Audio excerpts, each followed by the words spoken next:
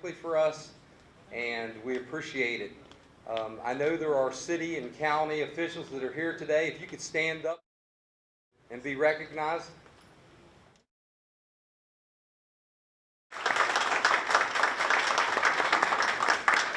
Thank you so much. And we have lawmakers in the room as well, so if you're a state lawmaker, could you also stand up and be recognized?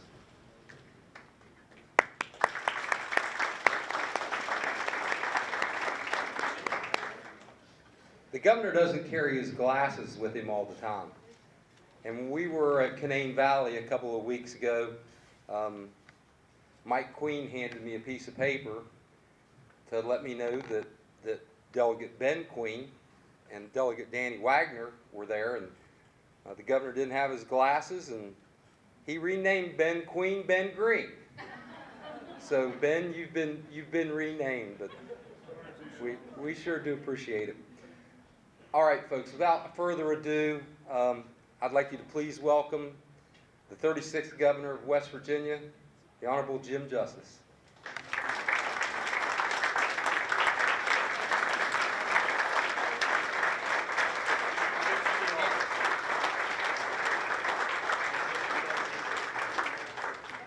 Y'all please sit. I'm sitting. How are y'all doing? That's great. That's great. Well, I really appreciate you having me. And is this all on now? Can y'all hear me? Okay. Can you hear me now? I'm not going to talk much. Okay, can you hear me now? Okay, how about that? We got her going. Harry, how you doing? I'm doing well. That's good.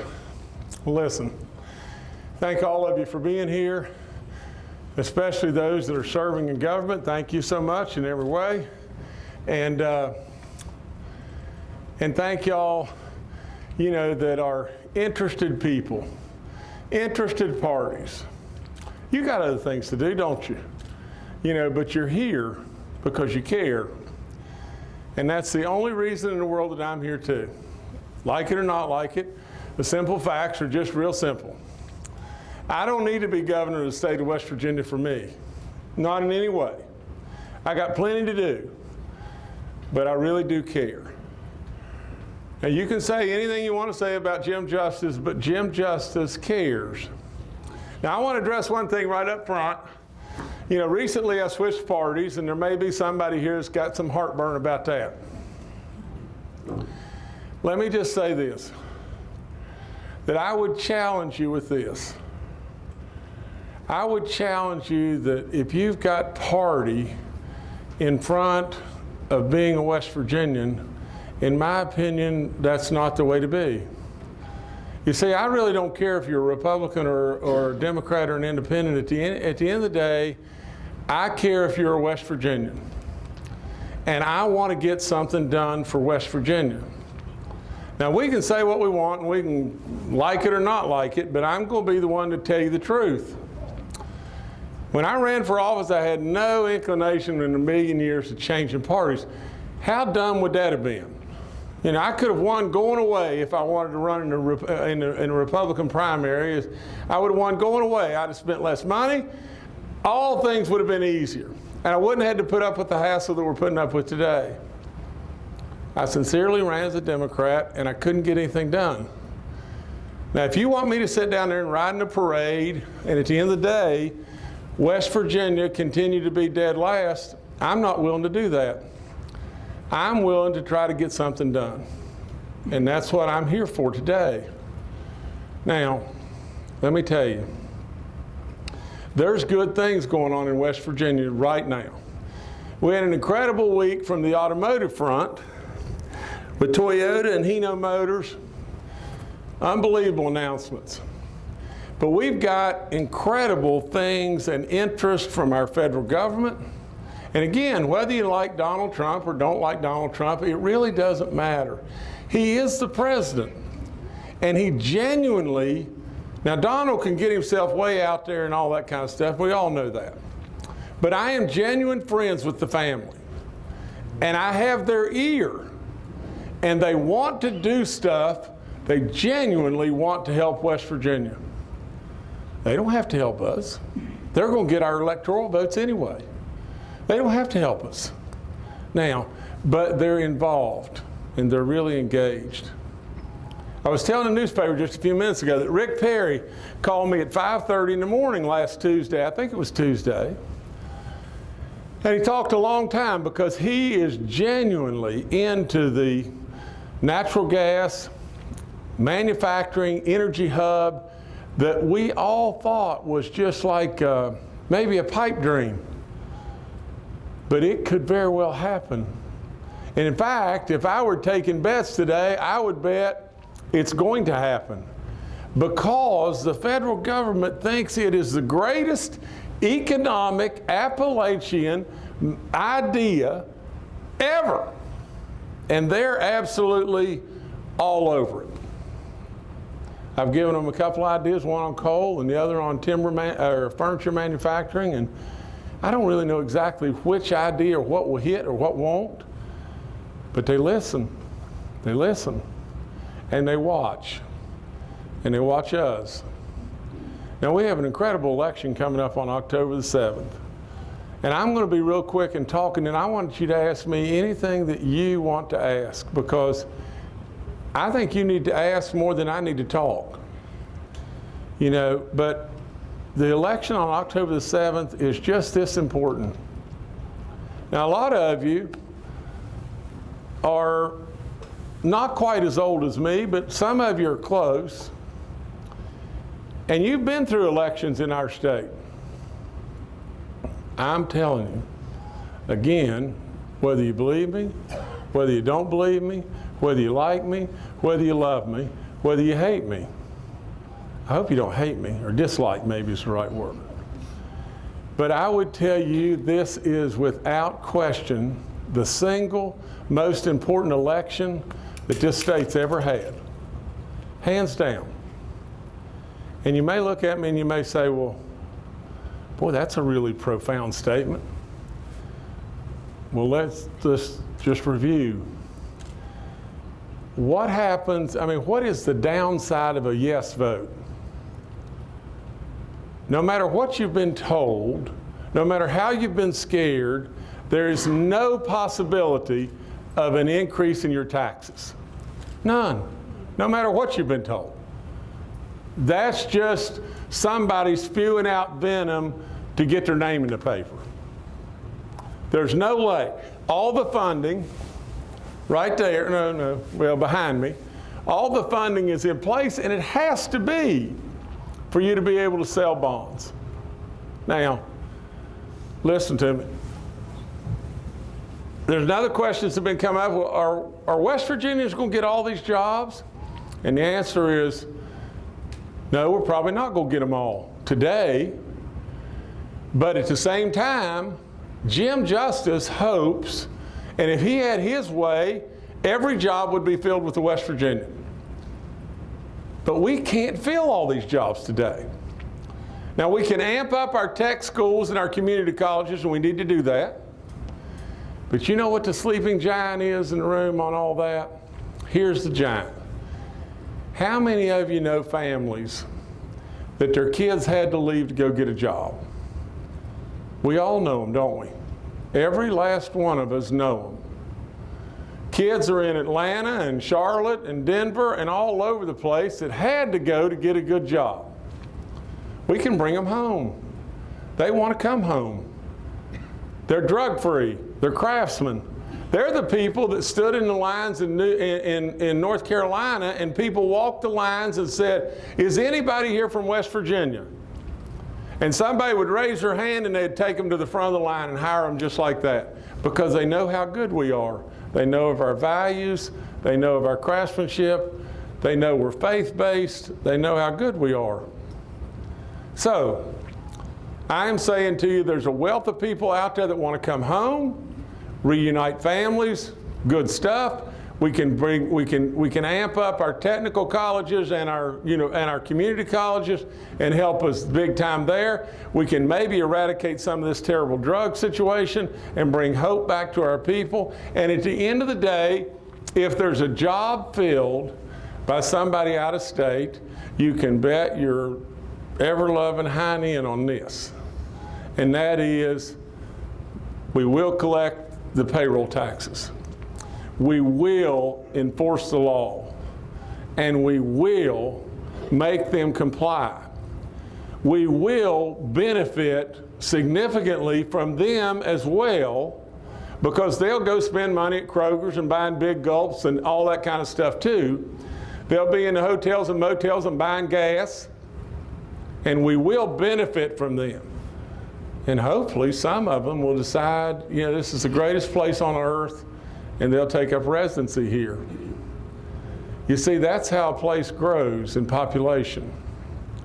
So I can't really, I mean, I can keep on talking, but I think now, you know, what I really need to do is let you ask and try to answer your questions as direct as I can. So please, ask anything you choose, and don't be bashful, ask, because I want to try to answer your questions. Yes, sir. I've heard it said there's going to be 48,000 jobs with this program. That's right. Correct? Yes, is that sir. over 10 years, or is that each year? How is that spread out? Here's the thing. There's no way to say there's going to be 48,002 jobs, you know. But here's how that's all calculated. There are studies out there that say for every $1 billion of road work that you do, there's 26,000 new jobs created. All right, now. The most recent study that we can get our hands on, the most conservative, and Harry will verify this, was a Duke study.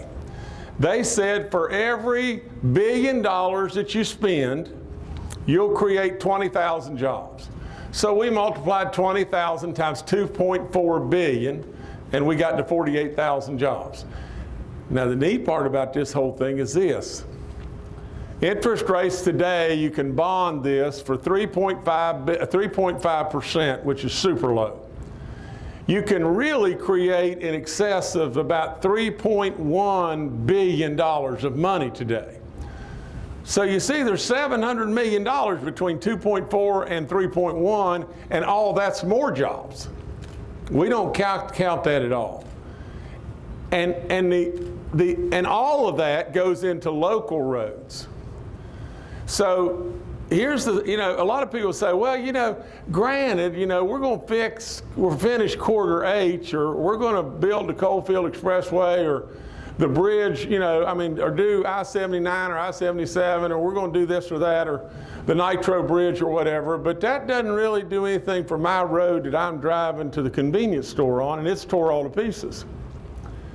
But in this, there are hundreds of millions of dollars and hundreds of projects on your local roads. Because see, at the end of the day, I'm not a dumb bunny.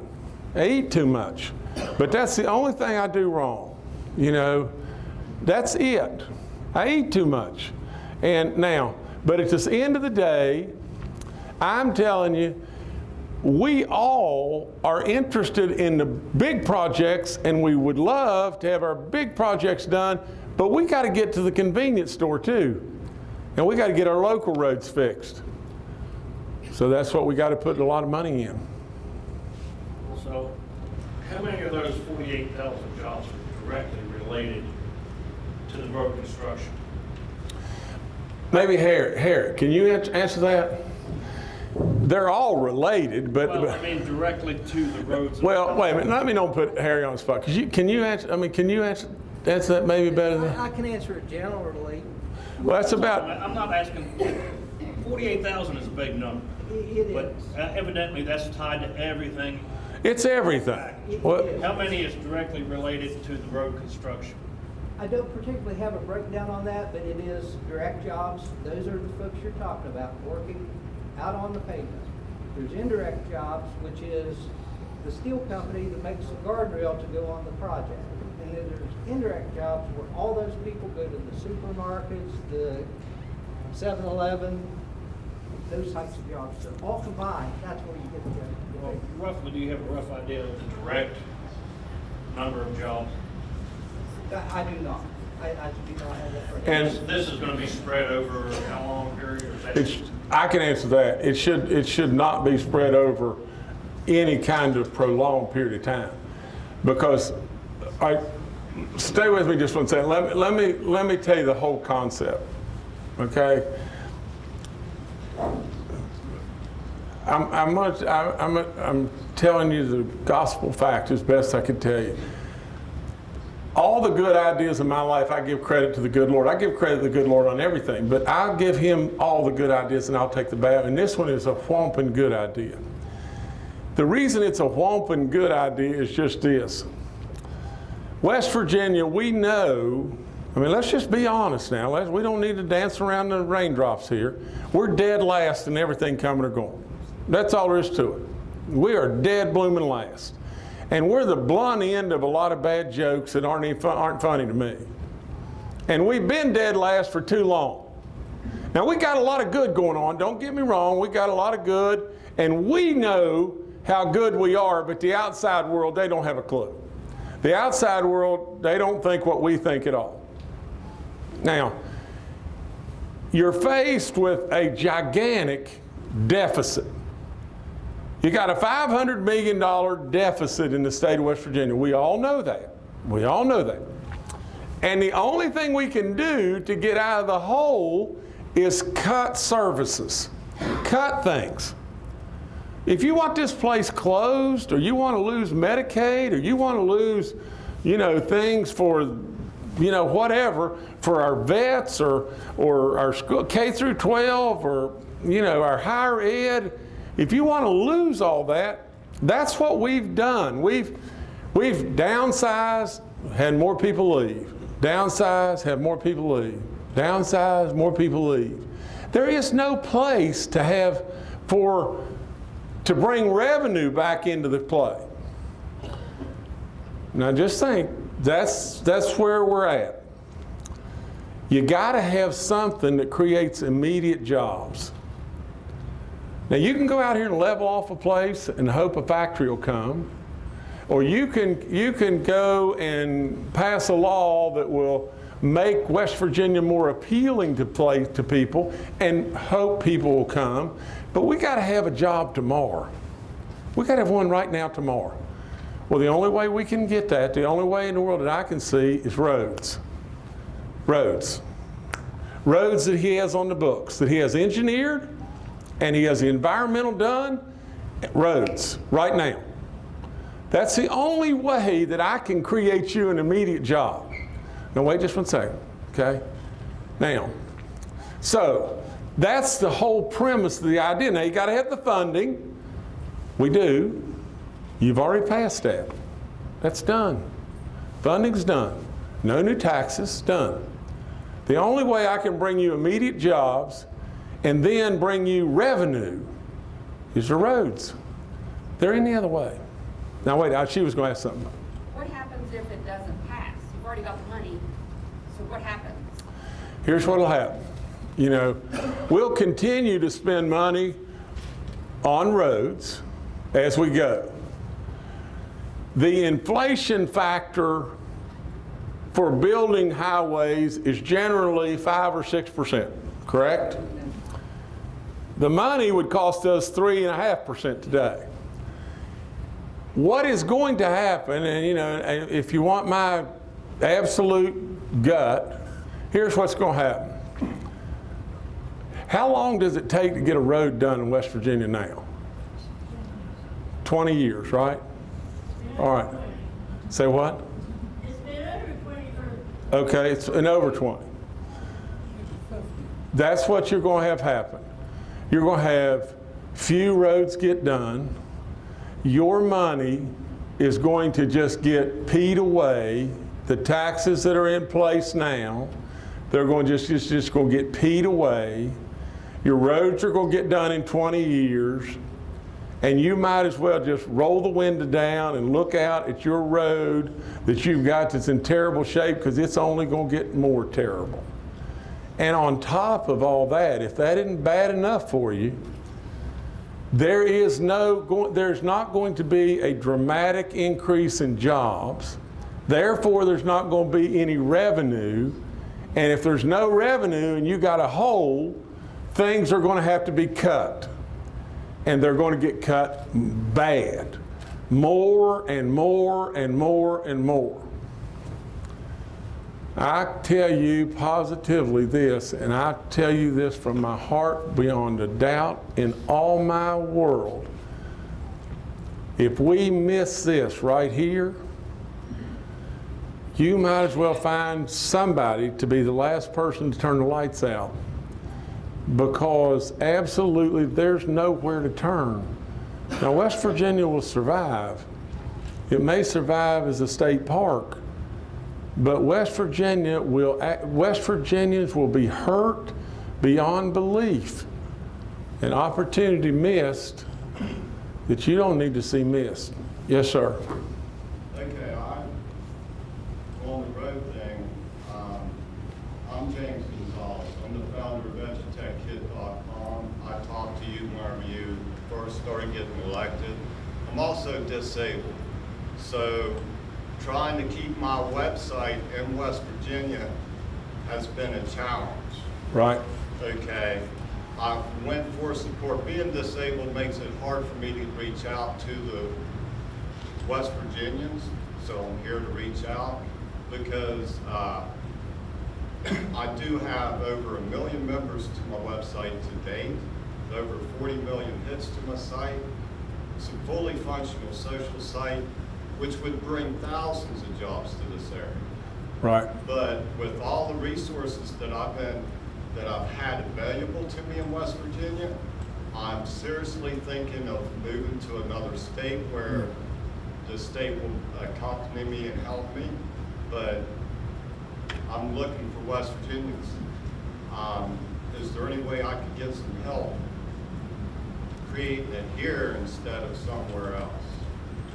That's my question. Well, sir, let me do this. Let me thank you first and foremost for being here and doing all the stuff you've already done. Secondly, let me tell you just this.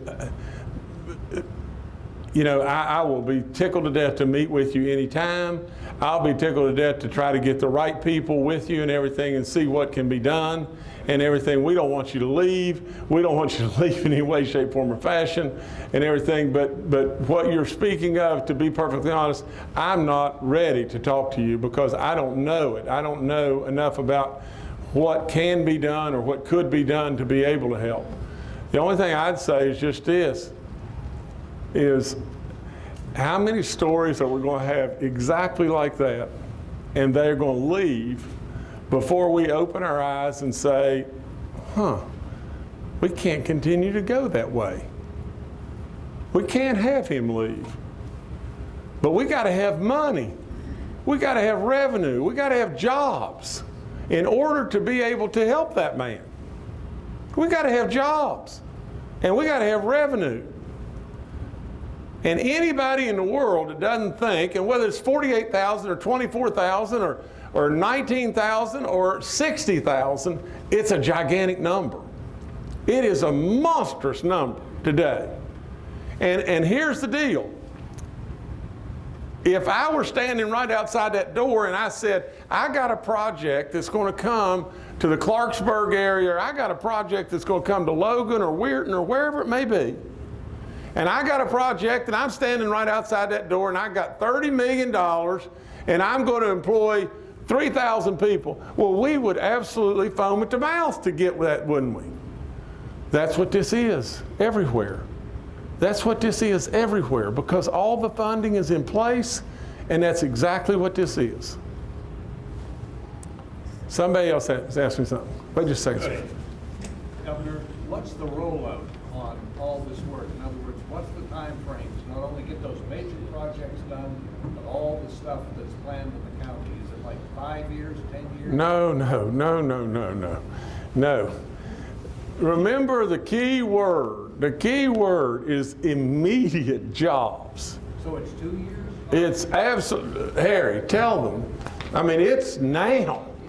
It's right now. Okay, let me ask you this, if I may. Do you think the Department of Highways is staffed to be able to do that right now? I personally don't think so. I've seen a project just as a bystander up on South Chestnut Street take 5 years to get done. And I suspect it's because probably there wasn't enough money and there may not have, I mean, it just was, it's a mess and it's not even done yet. Okay, all right, let me just say this, you know, to be perfectly honest, they need to hire all kinds more people, okay?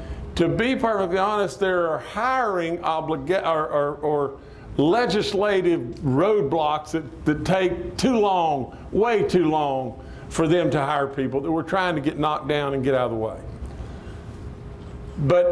But you're speaking in terms of 5 or 10 years, and I'm speaking in terms of now, in now to 2 years. I'm talking now jobs, right now. And I'm talking, they just let last Thursday or something like a week or whenever. Imagine this. They let in one day, and I think I'm right about this, more jobs in one day than the entire Obama stimulus package was. And it is only a fraction of this. When will most all these jobs be let? Probably within the 2-year period. You know, I'm telling you, there's a buku of these jobs will be let next spring. You know, now, sir, I understand the funding's in place to repay these bonds. These bonds are like 30 years. Am I correct? now, you know, all of our finance people and all that, you know, that's a little bit removed from me, and I don't know if they're going to be 20 or 25-year bonds, but I think that's what they're. Well, yeah. my major question is this going to be enough funding to pay these, or are they going to come back in 10 years and say, look, we need some more money to pay these bonds? No. Listen, I've asked that question to them blue-green. You know, I really have. It happened too many times. I know, but here's the thing. I have told them over and over and over. I said, you know, I want these bonds to be completely, fully funded, beyond a shadow of a doubt, hands down, no chance on the planet of taxes raising and whatever to go back to these bonds in any way, shape, form, or fashion.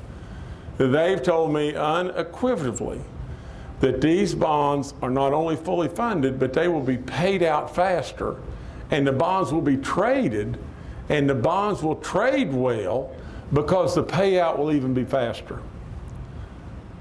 Absolutely, I've beat that thing till I'm blue-green on that. Yes, ma'am. I have an issue with. No, wait, just one second. Let her go first, okay? There was an impact convention last week. But it said, it was said at the convention, even if the road bonds did not pass, you was going to tax the taxpayers anyway to pass on the bonds anyway, whether it was passed or not passed. Well, don't you think the middle class people and the people who want to pay 7 pounds already paying out enough money on taxes? And another thing, if you was going to run for governor, why did you run as an Democrat and change your politics back over to Republican? And another thing, I think you owe the people in West Virginia an apology for being a turncoat. I really do. Well, bless you. I think you owe the whole state of West Virginia an apology. Well, I think you're about as low down as anybody could get to do this to the state of West Virginia. It was already in a hard time, but you put it in a rougher time. Well, let me tell you this, ma'am. I appreciate you and love you with all my soul. And there's probably nothing that I'm going to say that's going to affect or change your mind in any way, so I'm going to just keep on going. But I can tell you this, that you've lived a wonderful, wonderful life, and you've seen things not get any better in West Virginia, and I hope to goodness that you'll continue to live a wonderful life. And good Lord willing, I hope that I can come back and see you and you'll say, dag, we finally got a lot done.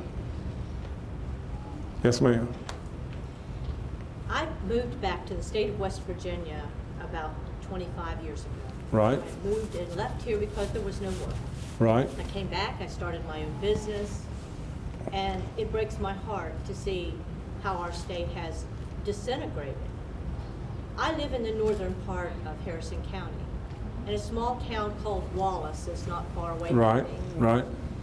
Wetzel County, we have a lot of gas trucks and oil and gas trucks, and we're thankful for that. Don't misunderstand me. But they're tearing our roads to pieces. That's right. We have one road called Gregory's Run that is just like a service road. It's all it was meant to be. It has one lane bridge on it, and we have gas trucks running down that road every day. It's dangerous. People are driving on roads that are so broken because these roads, my grandfather used to say, was once a deer path, and the Indian followed the deer, and the white man followed the Indian, and then we paved it. That's what we've got. So there is no base to it, and these heavy trucks have destroyed the roads. And the people are riding on these all the time. But we see no help in sight. And I appreciate the fact that this road bond is going to do wonderful things for our state, and I pray to God you're right, that business does come here. But we're not really helping the people that are hurting so badly. And I want to believe that we're going to see these roads fixed. But for the people that live in Wallace that were just flooded out, this doesn't sound very good for 2 years. And another thing is the Section C of this road bond specifically speaks to additional possibility of taxes. And again, the people can't bear anymore. We're taxed out. So could you please speak to that?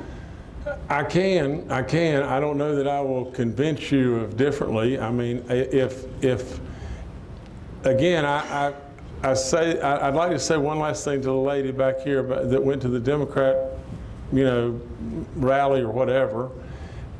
And if it was said at that rally that if this didn't pass, I was going to turn around and raise your taxes and whatever like that. People can spew out the most vile venom that they want to spew out. But remember this, just remember this. I'll bet you that you can't find a human being that's given more and tried to help more people than me.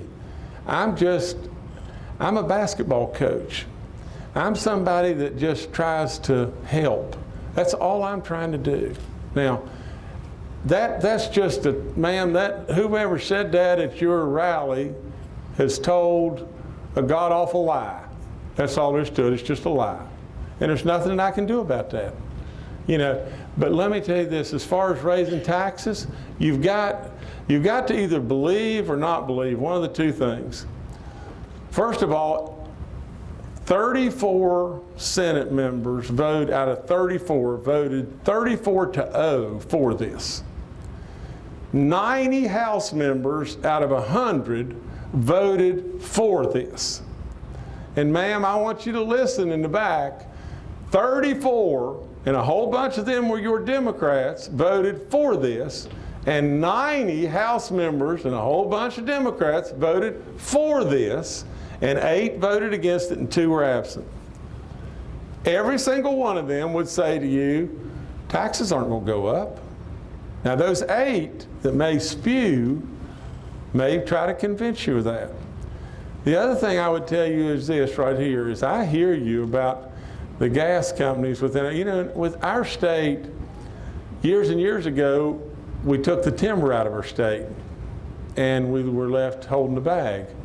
And then we took a lot of coal out of our state and we were left holding the bag. And now we're taking natural gas out of our state.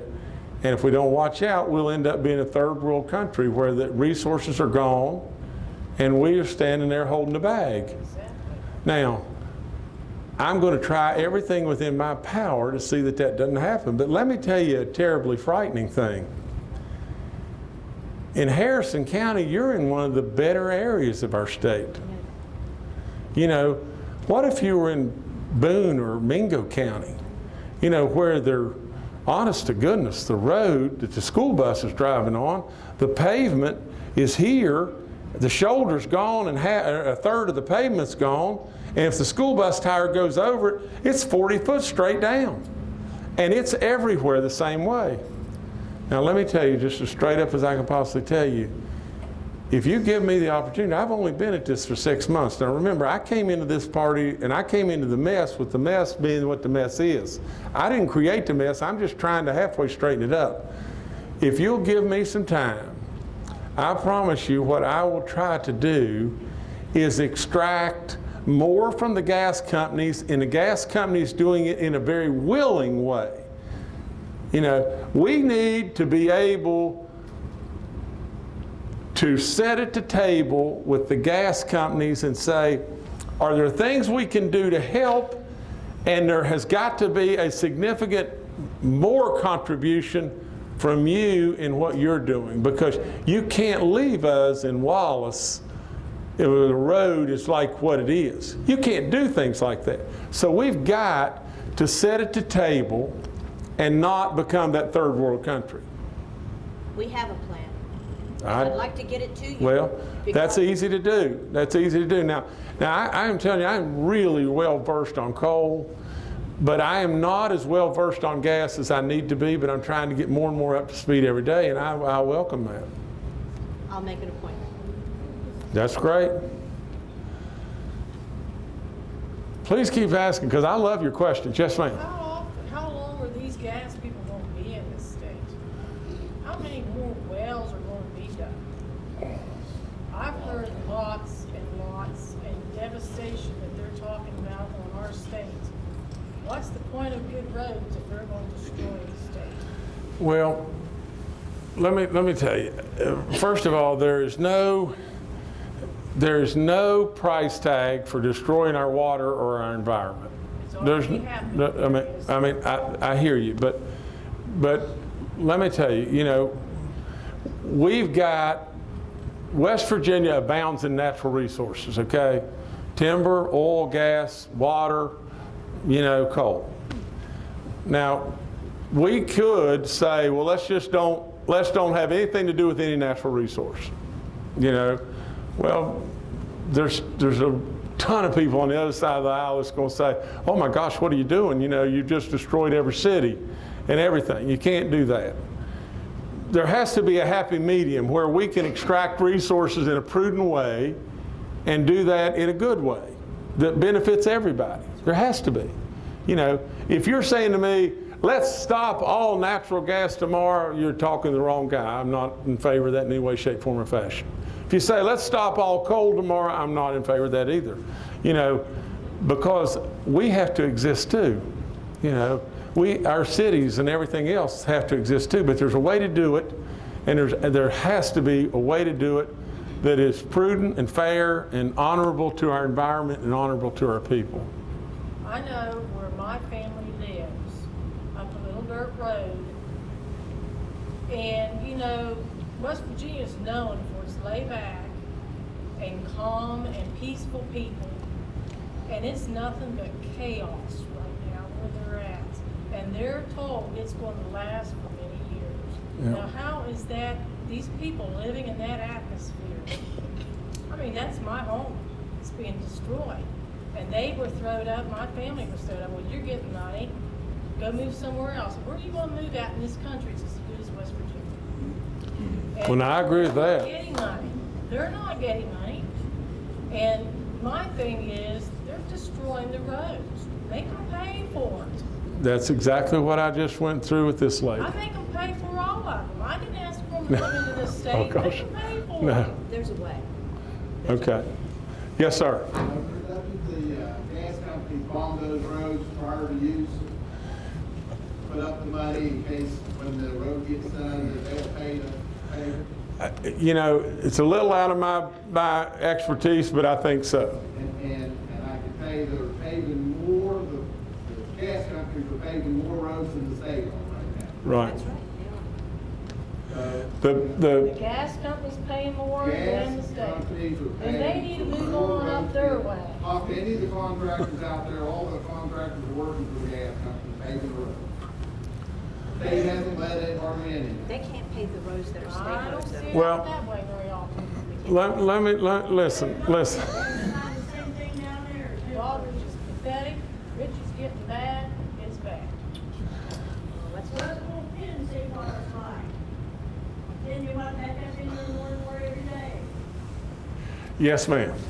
I have a concern when you talk about the jobs that you're going to create, when in West Virginia, about 1/3 of our population is working class people, the rest being either Medicaid or elderly people.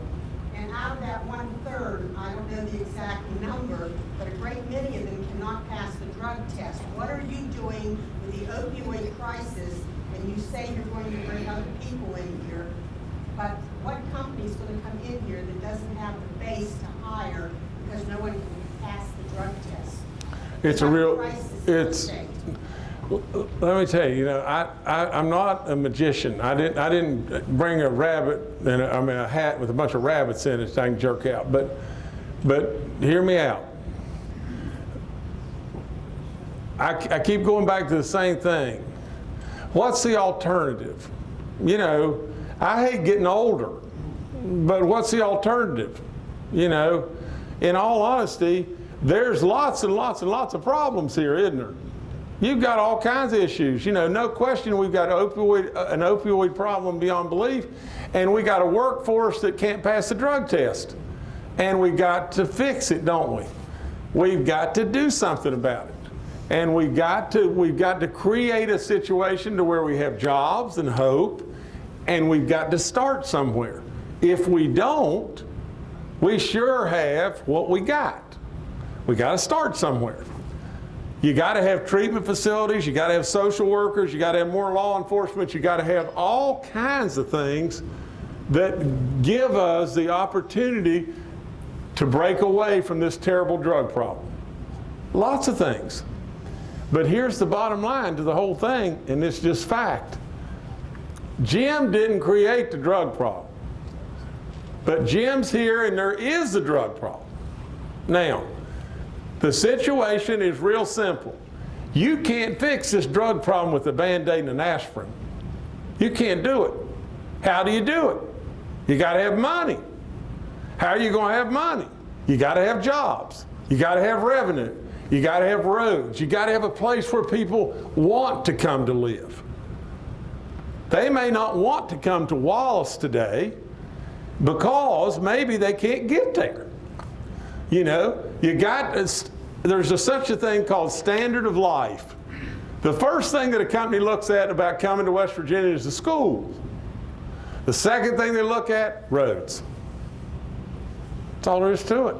You got to make a decision real quick. Let's just say today I said, here's what I can do. I can bring 100 new jobs or not. Well, would you rather have the not?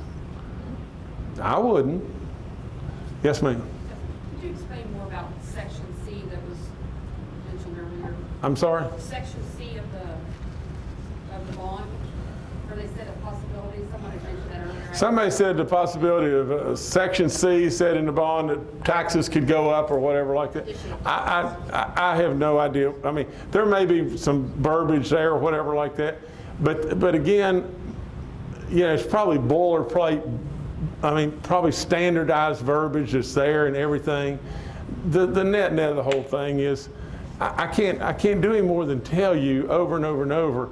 If you'll add up these buckets, and then you'll take them and put them into a financial instrument, as complicated as it can be, and then you'll take that instrument to Goldman Sachs or whomever, to the people, that's what you can sell. It doesn't have anything to do with additional taxes in any way. Somebody over here, yes, ma'am. You understand, Governor, why people are reticent about maybe voting for this? Because first of all, we were told that this oil and gas is going to be the boom, we're going to have all these jobs, everything was going to be great. And the only thing, I don't know if you're that lady there, I live near Sardis. They put up a big, we didn't know what it was, and all of a sudden, day and night, water trucks, water trucks, water trucks. Now, if those were the jobs, I think it's not the greatest. But I'm hoping that what you're telling us now will be better than what they said. And will actually come to fruition that we will have decent jobs, not water truck jobs. And I'm thinking, if they're ready to ruin the roads for that, what would something else coming along with a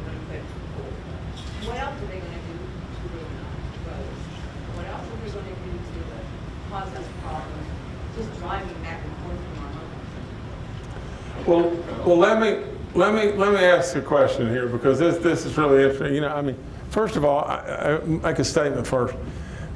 The natural gas supposedly boom or whatever, it all happened prior to me, okay? And what they told you and all that's prior to me.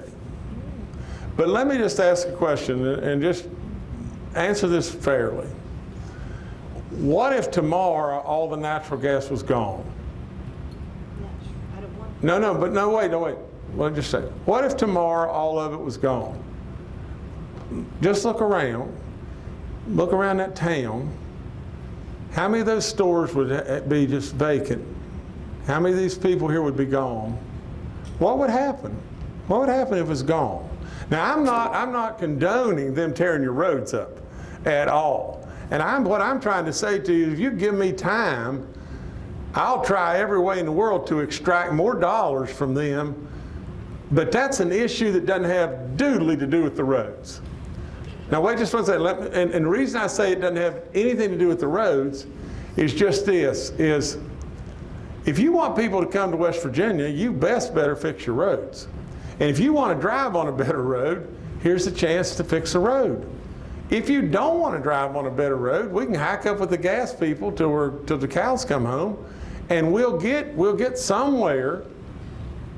But really and truly, there's a lot of people in this state that aren't dealing with a gas company, you know, and we got to fix the roads. Yes, ma'am. I'm not trying to harass you, but I have Section C. Okay.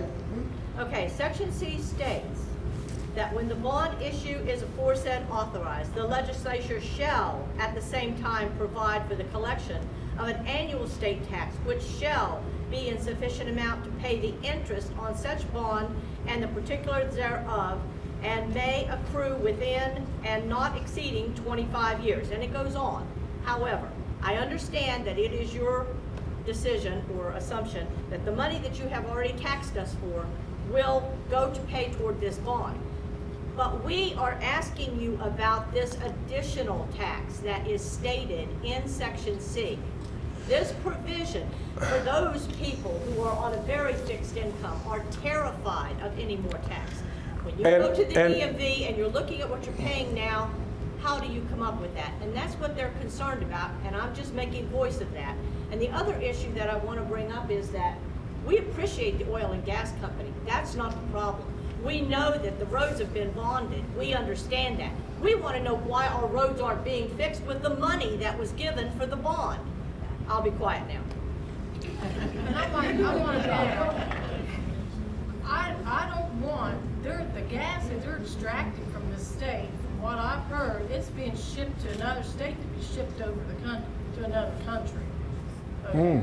A lot of this gas, I know someone who works in that field, and they know that's what's going on. Now, in the meanwhile, the people that live in the state around this chaos, well, my sister has to travel to a town that should take her 20 to 25 minutes to get there. It takes her at least an hour now to get to that one little town, and that's not talking about going to Clarksburg. It takes an hour, it's taking her an hour and a half or more, all right?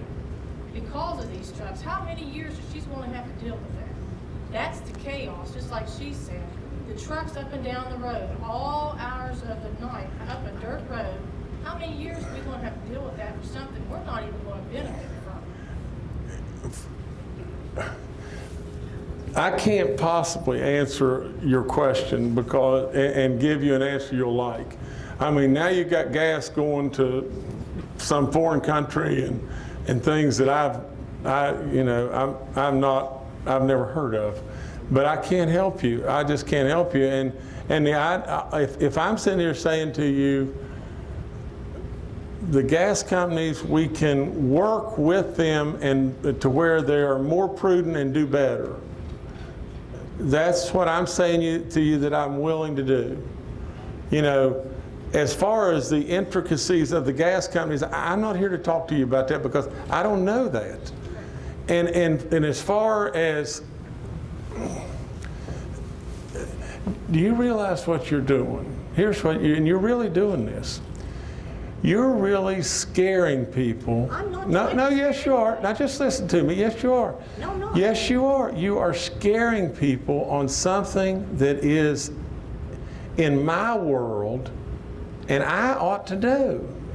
It is impossible for us to raise taxes in regard to these roads. Sir, if that is the truth, What? Okay, now just listen, because that's the way, I guess, that's the way, the standard language. But the funding is all here. It's already done. Okay, then- There is no hidden hocus pocus additional tax that's going to come on you within a year or whatever you said it was. in the 25 years. I understand what you're saying, but you know what? As a nationally certified paralegal, I gotta go by the writing. The writing says Okay, this. okay. And I don't I- wanna frighten anybody, because we need roads, so don't think we don't. God in heaven knows that we aren't gonna get any business in here if we don't get these roads done, and I agree with you. I just want people to understand, if there is an additional tax coming, for the love of God, tell us now. I'm trying to do that. I'm trying to do that. And I'll tell you what I can do. If you're a paralegal and you'll come and meet with our tax people, they will walk you through the math here and show you how that amount of funding will bond $3 billion a bond. I'll do it. Okay. Now, but then what you've got to do is you've got to tell these poor people in there that really and truly at the end of the day, they need the roads. Y'all, we need the roads. We just gotta make sure that we're holding people accountable that are telling us it's funded. Because if it's not, they need to go. Agree? I'll give you an example of what she's saying. No, no, please, let this gentleman ask. I just have a question. If you've got the funding in place, and I'm moving back here in my retirement 2.5 years ago, somewhere in West Virginia. Right. Politics all over again. Welcome back. Thank you. If the funding's in place, why does it have to go before the voters? As governor? I think I know the answer to this. Okay, anytime you put things together to put them into an instrument that is going to go for multiple years, it has to come before the voters. It's just a matter of putting that stuff together and putting it into a multi-year deal. And if you don't do that, you're faced with 130 million versus 3 billion. You see, I can do 3 billion tomorrow and build roads everywhere and put all kinds of people to work, or if you don't put it together, you're back to pay as you go and we'll never get anything done. I haven't had an opportunity to look and see where, how much of this is going to be happening in our part of the state? Because, I mean, I hear everybody talking about it on the down and the south. Okay, Butch, I can tell you exactly, I can tell you the initial parts, how much the initial part is. But, Repeat the question, please. how much of this is going to be happening in this area of the state? Give me a 5-county area. Or a 4-county area. Harrison, how much money? Okay, Harrison County, 26 projects, $62.6 million, and 1,252 jobs. Well, I can add it up. Go quick, go quick. You got 62 million in Harrison County. What other counties? Right there on the map. Marion, Walk over there, Harry, and tell, or just come on. My gosh, you always have to look on the phone. It's quicker. I mean, I've got a. Marion, 71.2 million. Okay, Marion's 71.2, Harrison is 62. Taylor, 1.6, Monongalia, 272.7 million. Monongalia is 272 million. Doddridge, 6.4 million. How much Randolph? Randolph, 21.2 million. What about Wetzel, ground zero? Wetzel, 97.2 million. One more question and then I'll shut up. Maybe. Oh, I love it. I mean, I'm here. How did you decide what projects needed to be done? All right, what we did was we looked at the ones that were engineered and environmentally done. They were the head of the list, okay? And then we looked and we took feedback from you guys and everything, and we still are soliciting that. If you got a road that's real bad and everything, and they want to know about it. And we can either change or grow or whatever. Man, I just think, wait just one second, man. Just think just what we just said. We said everything from 6 to 21 to 62 to 72 to 277 millions of dollars. Millions of dollars. Now what's that going to turn into? It's going to turn into hundreds and hundreds and hundreds of millions of more dollars.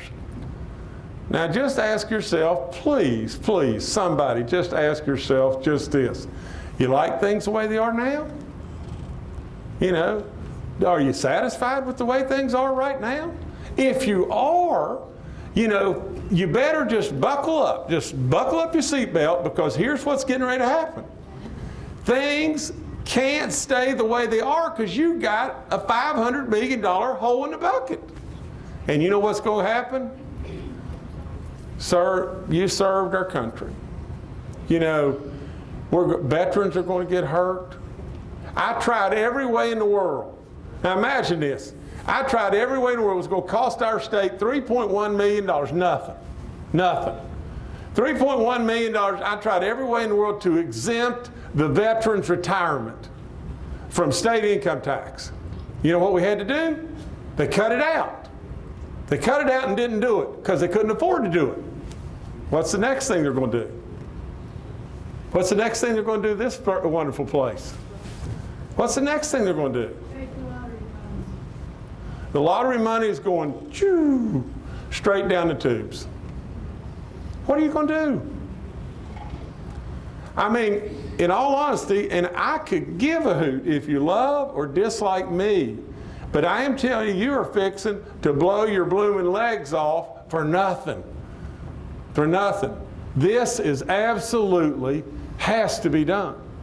It has to be done. Or look around and say, I love where we are today. I love what that road is at Wallace. I love where you live. I love where we are today. Because it's going to get worse. Now this lady was before you, then I'll come to you, sir. Is all this money that you're talking about earmarked for certain places? Absolutely. And how do we know? You asked, I read the paper, you asked for a lot more. Who says what the rest of that's going to be used for? Well, every dime of this money, that's the beauty of it. Every dime of it is constitutionally, not Jim Justice-ly, constitutionally has to go to the roads. Every dime. Every single dime, the way it is today. Now, our highway people and everybody else are going to take input from everybody, and they make the decisions, not me, on which roads gets fixed and what's done. And everything as we go forward, it's just going to get more. It's just going to get better. Now, you were going to ask something, sir. Two questions. Are these roads existing, new? And was like the project for this Diamond Interchange up on 50 and 79, is that included in all of this? Is it Harry or not? Yes, sir, it is. Yes, it is. Let me say this. There is a goodly amount of new roads that are in this, and there is an unbelievable amount of existing roads that are repaired and fixed. It's 600 new projects. 600 projects. Well, there's probably, I don't know, of the new ones, there's how many new ones? 44. 44 new ones and 556 existing ones. That's what it is on that list. Yes, ma'am. I can ask a question about the jobs. Okay. I understand when you said that some of these jobs will go to Right. places out of town because of our lack of either qualifications or drugs. But these other states also have that problem. Absolutely. Is there a way, maybe ensure is not the right word, but is, I mean, I'm interested in jobs for here. I have grown children. with Sure. Jobs here, and I don't want to leave. Is there any way to, for lack of a better word, ensure that these jobs can go to West Virginia contractors and asphalt companies? Okay, I don't know that legally, and that I can bid a job and say only West Virginians can get that job, okay? But here's, I'm sorry, does it go, when you say bid, is that the amount of money that each company bids? that's right. Oh, no. Well, yes and no. It means if I've got a job and it's from here to, it's 3 miles, I put it out to bid, 10 companies bid on it, they bid 10 million, 6 million, 18 million, 30, and I've got to award it to the lowest bidder, okay? No way that West Virginia would have a little edge because it is our state? I really don't know how to do that or how to answer that, and I don't know that I can't do it. I don't know I can or can't do it. I just don't know. Do you personally support legislation? Absolutely, I would if we could do that. Yes, I would. I want every job. I want every single job to go to a West Virginia. You see what I want? Here's what I want to have happen. I want to see smiles on your face, and I want to see your roads fixed at Wallace, and I want to see high schools that closed and were consolidated. We bring schools back into communities, and I want to see us grow in population and not just down. That's what I want to see. I want to see every bit of that. Now, in doing that, naturally, you'd want every West Virginian in the world to have those jobs, and then to have more West Virginians have more of those jobs and everything. But I'm working at it. Yes, sir. Let's get back to this 3C. Is that what 3C? Section C. Section C. Told you scared him. You didn't believe me, did you? If it is a boilerplate, as you're saying, why put it in if it doesn't? I don't have any idea. I mean, I can't help it. Crazy. They put all these crazy stuff in all this stuff. I'm just telling you that all I can tell you is the funding is there. All my tax, all my finance people, everybody in the world. That's what, and I not only can tell you that, 34 every senator in the state, 90 out of 100 delegates in the state, all my finance people and your governor is telling you the funding's there and there's no new taxes. I don't know what else to do. I can't help it that it's there. I can't help it that this wonderful lady, is pointing out. That means they can do it, and they probably will. Well, and if you believe that, then you need to vote no. She's not the only one. I'm here with 15 members of my family that aren't here, speaking for them, and that was the piece of legislation. But what I'm saying to you is this: that is hocus pocus, and it's not a reality. It's not accurate. It's not right. I'm not saying that the writing isn't right. I'm saying to you that's not going to happen. So if we come back 15 years later and say Jim Justice said this isn't going to happen, they go, oh well, it's there. That's the problem. That's what's Well, let me tell you this: if you don't do anything, you're not going to have to worry about 15 years later. And you better believe that.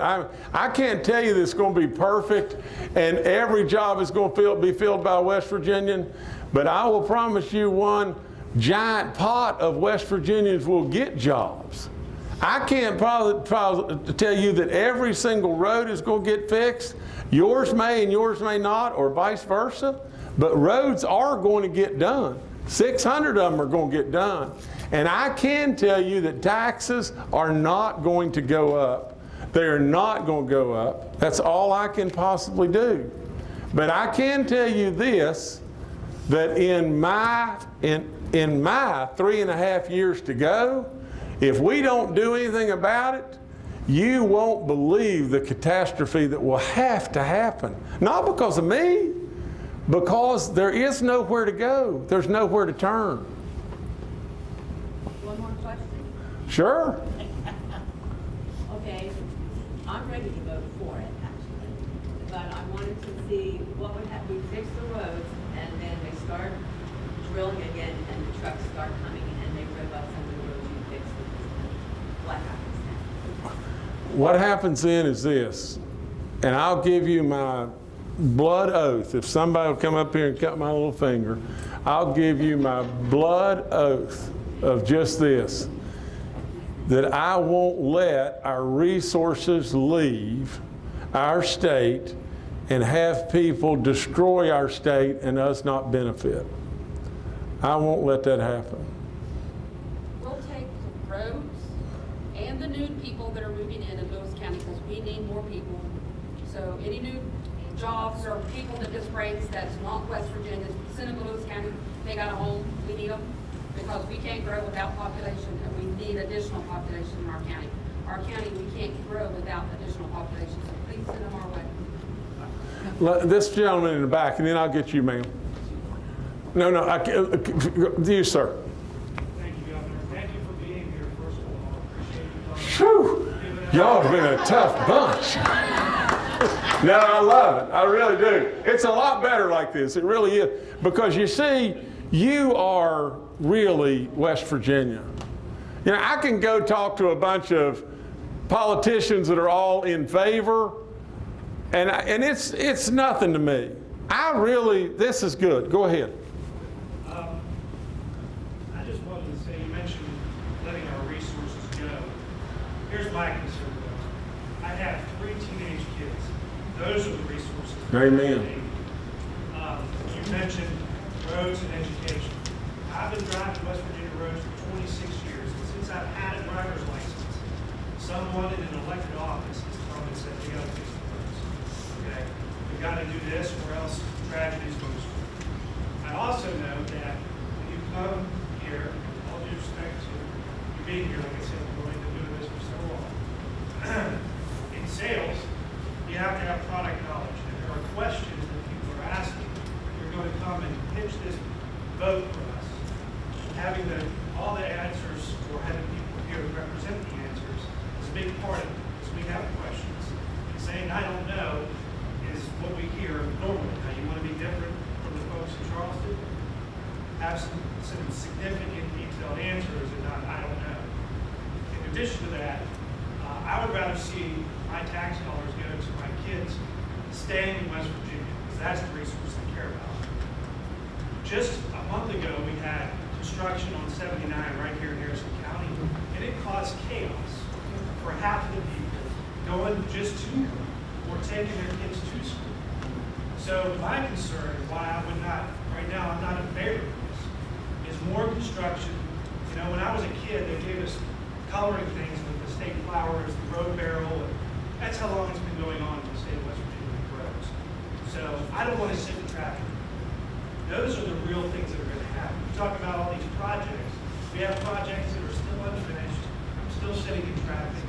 That's why, as a citizen, sorry, Governor, but I'm just not for this, because it's going to create more chaos in my day-to-day life. So that's my thoughts. And my question would be, in addition to pitching this, you mentioned the resource of education. What are you going to do as a governor for your remaining 3 or so years to help keep my resources here in the state? And that's my 3 minutes. Well, first of all, I respect you wholeheartedly, and if that's your decision, I'm good with that. You know, and I hope to goodness that your daughters or your 3 kids stay here, and that's what we all want. That's exactly what we all want. And I surely understand nobody likes to sit by all those orange and white cones and sit in traffic and sit in construction and everything else. I got that too. But I've got to tell you just this, and I can't tell you any more bluntly than just this. If you want me to tell you the truth, now if you want me to give you some gobbledygook, I can give you gobbledygook like a politician, but I'm not going to do that. All politicians like to come and talk about building roads.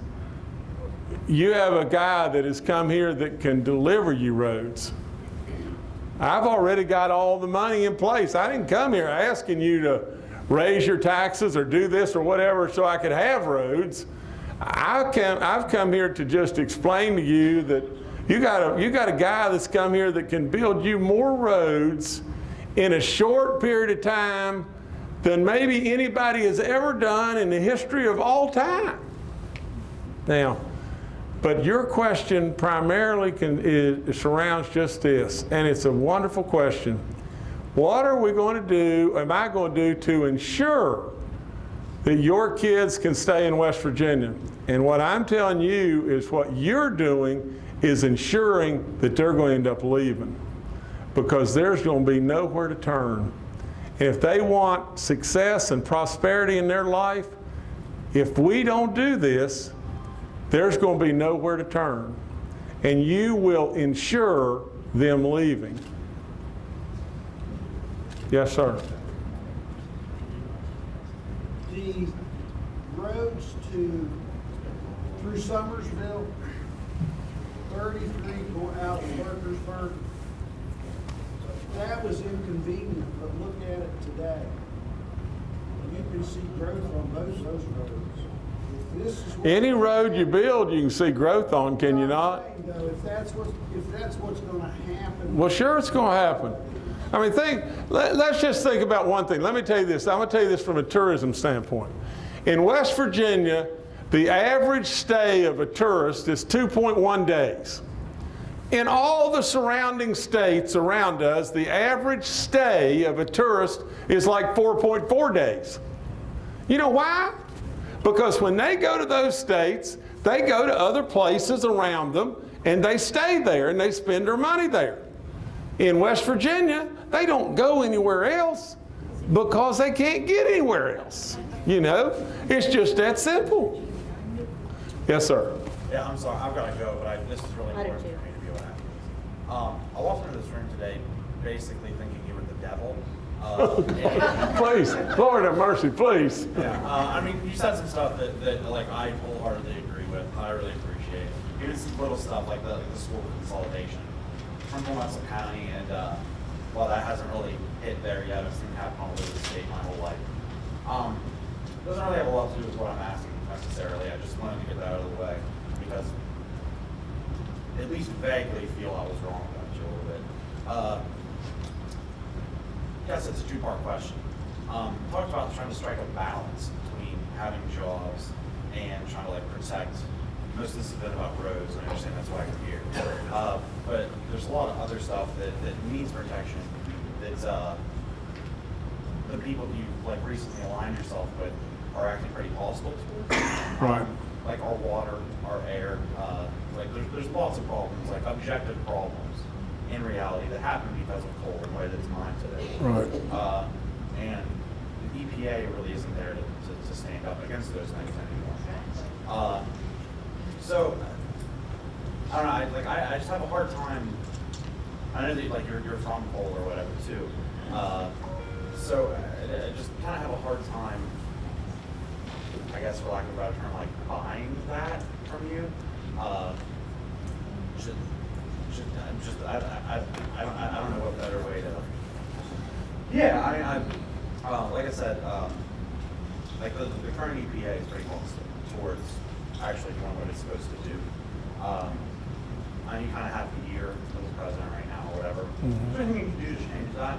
I mean, because we need. I understand that, like oil and gas, like that's a big bunch of the jobs that exist in this community. But we need those protections in place, like stuff like repealing the Clean Water Act, or whatever. Come on. Okay, let me try to answer. Okay. Okay. You know, this gentleman came in and he thought I was the devil, and now he thinks he's going to modify it, and now I'm not a lot, but maybe I'm a good devil, you know, and so, but I'm still maybe a devil. Okay, but that's okay. That's okay.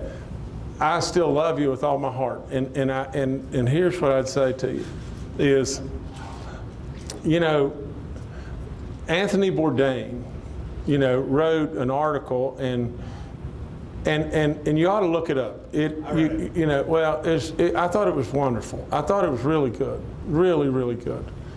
And he surely is not some crazy super right winger and everything. In fact, he's probably leans significantly the other way. You've never met anybody that loves to hunt and fish in the outdoors more than me. You know, no way. No way. You've never met anybody that's been in the outdoors more than me. It's hard for you to probably believe. But, you know, I've crawled around on my belly, you know, trying to catch a native trout, you know, like nobody's business. I love the fact that we're bringing elk back to West Virginia. I've got all kinds of bird dogs, and I still follow my little bird dog around most of the time on a four-wheeler now because I'm broke all to pieces and all that kind of stuff. I played a lot of sports and I was too slow and I couldn't get out of the way and I got hit a lot. But the bottom line of the whole thing is just this, is we can do this and do it the right way. We don't need to damage our water or hurt our environment. We can do things the right way. We really can. Now, we can't be perfect. We can't be. You can't extract a resource from the ground and do it like you never were there. I mean, you just can't. But you got to do it to where it is as harmless as it possibly can be, and it doesn't cause irreparable harm in any way. Now, yes, sir. One of the first acts of this new president was to go ahead and allow this coal sludge to be put back in the water.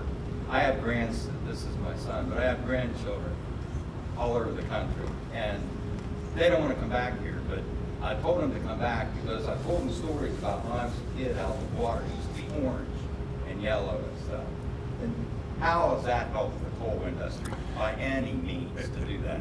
The day that was signed, some of these coal mines around here went ahead and started putting it back in the water, and our water's orange again.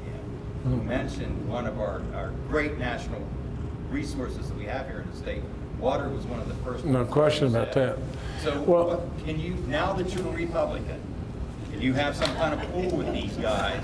Can you do anything to get rid of Scott Pruitt and have the president rescind that? I don't understand.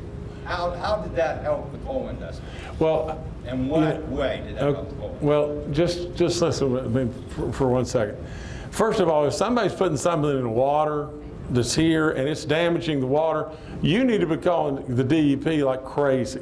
But it's all right, but for the DEA now, just hear me out. You need to be calling our DEP and they in turn the EPA, because I don't know of that. I really don't. I don't know. You don't know about the president's first executive order to help coal. Absolutely. Absolutely. I know that. Of course I know that. But you ask a specific that I don't know about, like that they are discharging sludge into our streams. You haven't seen it. Sir, you're a coal operator. You don't know about Well, of course I don't know about it, because there's no way on God's earth that I would have anything to do with that. I wouldn't do that. Well, the coal operators around here have done it. Well, I just don't. And our water's orange again. Well, I don't. You know, I would say that is a violation like you can't imagine. All you got to do is call the DEP. If that's fact, call. It's legal now. That's the problem. That was his first executive order to help West Virginia. That's why one reason why I'm so upset that you switched parties. I don't understand why you did that. All right, you want to know why I did that? I'll tell you exactly why I did that. Yes, sir. Here's exactly why I did that. And ma'am, I want you to listen. I want you to listen really good, okay? Here's what I had passed. I had the Senate. Now I want you to listen really good. Here's exactly why I switched parties. You know, I had the Senate going my way. I had a $150 rebate for all the really poor people. I had your Social Security exempted from state income tax, the elderly. I had all kinds of stuff. I had the veterans retirement exempted. I had, I had a 2% teacher's pay raise. I had a way to help the miners. Gosh, I can't even remember all the other things that I had. I had enough Republicans in the House to vote for it, if I could get 25 out of 36 Democrats to vote with me, and they all dove in the ditch. The Democrats did. The Democrats did. Like it or not like it, that is exactly what happened. The Democrats dove in the ditch, and they're the ones that left you holding the bag. Now, I'm not going to do that anymore. Well, thank you for that. However, now that you're on the dark side, can you? Like I said, I've got to go. I'm sorry, but someone like this current administration and the Republican Party in general, like, is an objectively harmful entity. Like, I'm sorry, just real quick. Like, there are monuments to the failures of conservatism all over the country. You look at Kansas, look at Oklahoma, where they're having 4-day school weeks this year. We don't want to become that. Yeah. We're on our way, though. I mean, Okay, but here's the thing you want to become. I hope you want to become this. I hope you want to become something that's different than where you are today. Absolutely. That's all I'm saying. Just give me a chance. You don't have to look at me as a Republican or a Democrat or an independent. Please quit looking at me as a party. Just look at me as who I am. it's hard not, just because it's so dark. Like, things are really... Okay, well, it may be hard. It may be hard for me to look at you, but I do. But I mean, like, I'm not... And I think you're just as good as guys that could be. Well, thank you, but I had dark hair at one time, too. Every day, though, like, the bar is lowered farther and farther. And, like, I don't understand why anyone would want to associate themselves with that. It's pretty... It's kind of infuriating to me that anybody wants to do that, and like how anybody can like see those positions or hear what those positions. Don't please stereotype me with anybody. I'm not you. I just saying, like, all I want to do is, if you want to stereotype me with something, stereotype me with one thing. I want goodness for every one of y'all, like it or not like it. I want goodness for every one of y'all. That's the only reason I'm doing this. Why in the world would I sit here, listen to y'all, harp on me, and why in the world would I do that? I mean, for crying out loud, I got stuff to do, you know? I have things to do, and I'm going to have to go. Okay. I want to say this to you. I appreciate you coming here, extremely. I truly do. Well, and I appreciate y'all coming. I believe that you're sincere, and I believe that you intend to make sure that there are no more tax raises on us because of this. And so I came here doubting that that was possible for you to convince me of, but I feel fairly confident, although I still go take you up on your offer, but I feel fairly confident of that. And I would vote for this bill because my grandchildren live here, and I want them to stay. Yeah. And I want to believe that your plan is workable. Thank you. Well, I will promise you this with all my soul. I believe with everything in me that there's no chance on this planet your taxes can ever go up. But I will promise you to the Lord above, as long as I'm at Him, there's not a chance on this earth that they're going to go up. No way on earth. Yes. Thank you, sir. Thank you both. Appreciate you. I don't vote because you're Republican or Democrat or whoever. I vote if you're a God-fearing man. So that's how I vote. Well, that's me, period. And therefore, I respect what you're saying. My thing is, what good are roads when I see our state with the wells? If you can give me hope in that area, I don't have a problem with this. That's listen. where I want the hope, because I see so much distraction in this state, and my family lives among it, and they're told that it's going to go on for another 20 years. Now, All right, good is that going to be my family? all right, what is your first name? Lisa. Lisa. I'm Jim. Okay, now come here, please. Come up here. Okay. Now, we're going to just fake our blood oath, okay? Put your finger up here. All right, now, I promise with all in me, everything in the world within me, I promise to do everything I possibly can to get the gas companies to be, and I promise that I will do everything to where the gas companies do the prudent and right things. Now, is that fair? How am I going to know? that you're I mean, how you gonna How am know? I mean, we're doing this. Do I need to visit you on a regular basis to know? All right, come here. All right. Am I going to have to visit you every other week? Well, you may have to. But I mean, all I can do is just what one man can do. You know, remember, I'm not a king. I'm just running the government. But if I got people that are hacking up with me and go the other way, I can't do but just what one man can do. Yes, sir. Yeah, first I want to thank you for thinking outside the box in the whole state. A lot of politicians get in that box, that's really going to stay in their comfort zone. And I also have 3 little boys, I'm a single parent, and my fear is that this isn't going to pass, and in 10 years when they're in college and out, they're not going to have anything here, and I don't want them to leave the state. I left and came back, I love this state, and I'm glad you're doing something positive. Okay, I couldn't really hear what you said. I couldn't hear what you said. Sorry, normally people say I talk loud.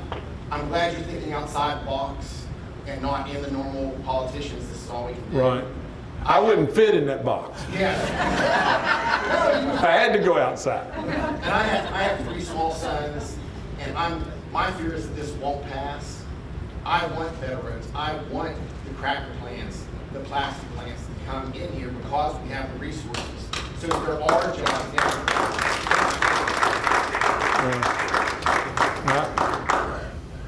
I'd like to ask one thing, why do we bring all people in from Oklahoma to work on these gas wells? We've got people, where's the parking state right now? Why are we bringing people in from all our state work in West Virginia? Ain't we got enough people on the point that you been in? Because they can't pass the drug drug test. test. Well, we don't have no law to do nothing about it. That's their rule. Put the law out here, maybe you can get something done. That's their company. Put the law out here. We got to start somewhere. We're going to start now. Thank you, Governor. Okay, thank y'all. Oh, y'all are tough.